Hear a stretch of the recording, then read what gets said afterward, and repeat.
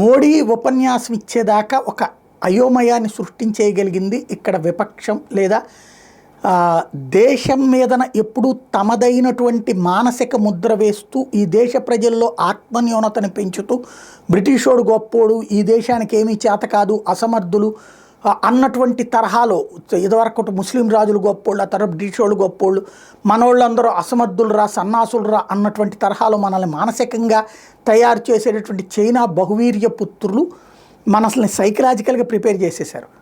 అయితే దాని నుంచి ఇంకా పబ్లిక్ కోలుకోలేదు. నిన్న నరేంద్ర మోడీ స్పీచ్ చాలా స్ట్రాంగ్గా వచ్చిన తర్వాత చాలామందికి మనసు తేలింది.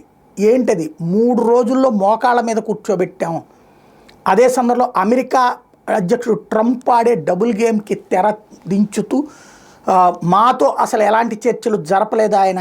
ఏది వాళ్ళు అడిగినటువంటిది ఆపరేషన్ సింధూర్ గురించి పాకిస్తాన్ ఇట్లా అడుగుతోందన్నారు, ఓకే అన్నాం. ఎందుకంటే వాళ్ళ దగ్గర అక్కడ ఇంకా కోల్చడానికి ఏం కనబడలేదు, ఆ కాన్సెప్ట్తో ఓకే అన్నాం.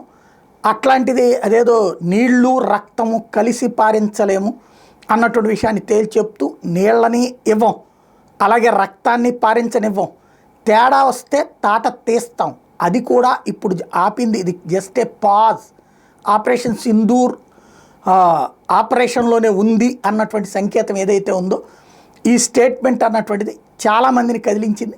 అదే విషయాన్ని పవన్ కళ్యాణ్ ప్రత్యేకించి ప్రస్తావిస్తూ ఈ నీళ్లు రక్తము కలిసి పారవు అన్నటువంటి విషయాన్ని తేల్చి చెబుతూ నరేంద్ర మోడీ అద్భుతమైనటువంటి ప్రసంగం పట్ల ఫిదా అయినట్టు చెప్పుకొచ్చారు.